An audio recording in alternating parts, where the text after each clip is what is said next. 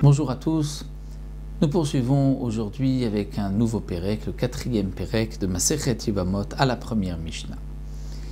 La Mishnah nous dit Acholetz leYevimto, un homme qui a fait Chalitza à sa Yebama, c'est-à-dire que la femme de son frère, lorsque son frère est décédé, lui a fait la Chalitza. Elle l'a déchaussé, elle l'a craché à côté, comme nous le verrons la procédure de la Chalitza, mais ensuite Nimtzet Meuberet.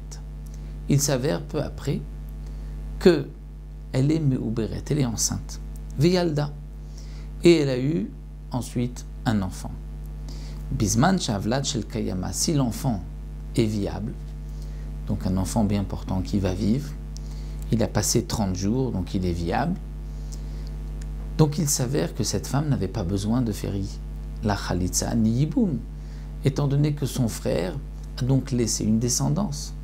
Donc la Chalitza qui a été faite n'est pas une Chalitza. Et donc c'est pour cela que Humutar Bikrovotea, lui pourra se marier avec les proches parents de cette femme.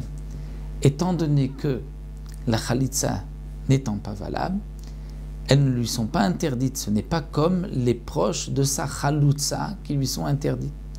De même, Vihi Muteret Bikrovav. Et elle a le droit de se marier avec les proches parents de cet homme-là.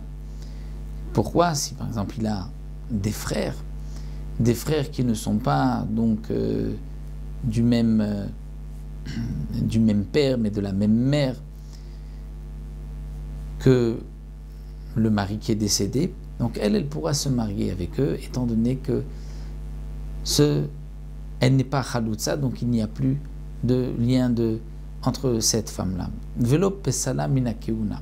Bien qu'une femme qui a reçu la Chalitza généralement est interdite à un Kohen dorénavant, là étant donné que la Chalitza n'était pas valable, elle ne sera pas interdite à un Kohen.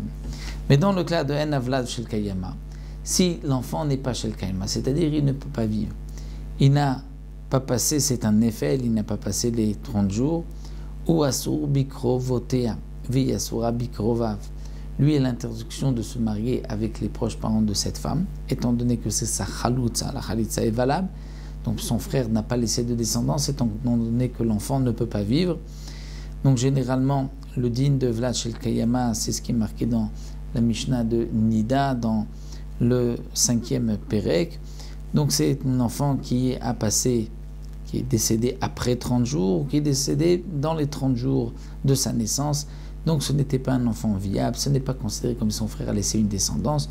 Donc la femme est Chaloutza, elle est interdite, elle, de se marier avec les proches parents de cet homme-là, et lui aussi, il a l'interdiction de se marier avec les proches parents de cette femme-là, ou Pesala Minakeuna, et il a, jusqu'à dorénavant, à partir de ce moment-là, elle est interdite à un Kohen, étant donné qu'une Chaloutza est interdite à un Kohen, au même titre qu'une divorcée est interdite à un Kohen, donc la Chaloutza aussi est interdite midi Rabanan.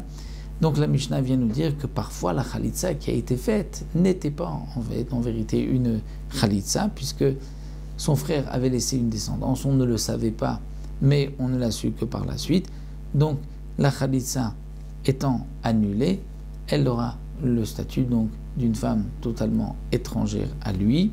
Elle n'est pas sa Chaloutza, elle était la femme de son frère, c'est vrai, mais il pourra se marier avec les proches parents de cette femme-là, comme nous l'avons vu. Donc voici pour la première Mishnah.